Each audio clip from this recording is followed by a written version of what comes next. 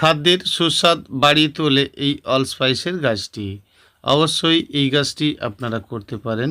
YouTube চ্যানেলের সকল বন্ধুদের অসংখ্য অসংখ্য ধন্যবাদ। এই ধরনের গাছগুলি খুব সহজ গাছ, খুব সহজভাবে করা যায়। অবশ্যই ছাওয়া রৌদ্রেতে যে কোনো মাটির মধ্যে আপনি গাছটি রোপণ করতে পারেন।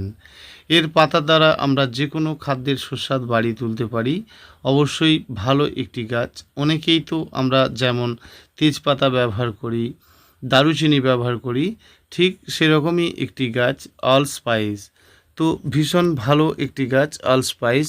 আমরা কিন্তু এই গাছটি অতি সাধারণভাবে রোপণ করতে পারি। এর জন্য আলাদা করে কোনো প্রিপারেশান নিতে হয় না। অবশ্যই অতিরিক্ত গরমে আপনি কিন্তু টবে ছাদের উপরে রাখবেন না।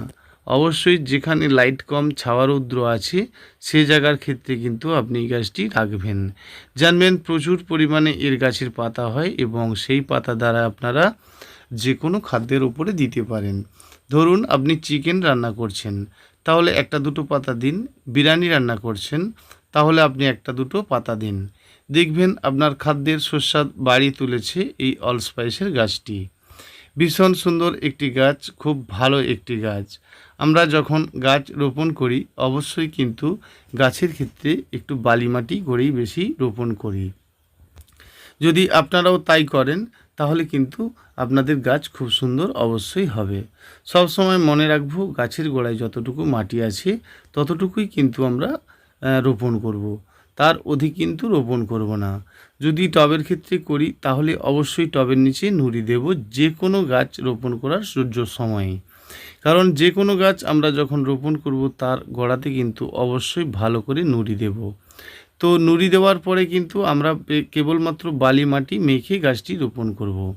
পরিমাণে আপনি অল্প একটি ভার্মিকম্পোস্ট দিতে পারেন, কিন্তু মনে রাখতে হবে একটি টবের মধ্যে যখন আপনি বছরের পর বছর রাখতে যাবেন তাহলে শিকড়টা আস্তে আস্তে রিং হতে থাকছে, সেটি করতে দেওয়া যাবে না। 1 থেকে 2 বছর পরে আপনি কিন্তু টবটিকে খুলে নিয়ে সাইডের মাটি একটু একটু করে কেটে দেবেন, সোজাকে সোজা কেটে দিয়ে আপনি পুনরায় আবার ওই টবেই কিন্তু গাছটি রোপণ করতে পারেন।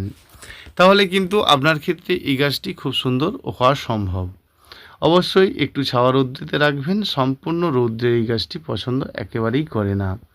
তাহলে আমরা যে কোনো রান্নার সুস্বাদ বাড়িয়ে তুলতে গেলে এমনকি এই গাছের পাতা দিয়ে আপনি চা করেও খেতে পারেন। দারুণ একটি সুন্দর গাছ অলস্পাইস, খাদ্যের সুস্বাদ বাড়িয়ে তোলার জন্য দারুণ একটি গাছ। অনেকেই জানেন, অনেকেই বোঝেন এই গাছটির মানে। অবশ্যই যারা জানছেন না তাদের ক্ষেত্রেও বলবো যে এই গাছটি অবশ্যই রোপণ করুন। ভালো একটি গাছ অলস্পাইস। অবশ্যই যোগাযোগ করুন। এই ধরনের গাছ নিতে গেলে আপনারা যোগাযোগ করুন।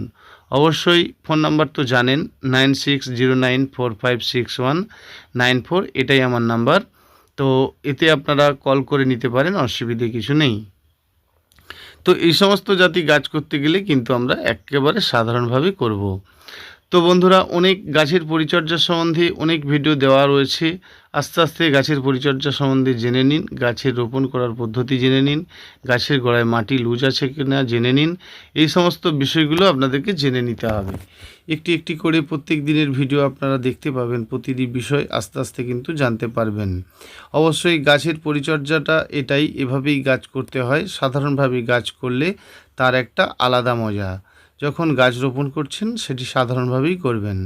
নমস্কার বন্ধুরা, ইউটিউব চ্যানেলের সকল বন্ধুদের অসংখ্য অসংখ্য ধন্যবাদ।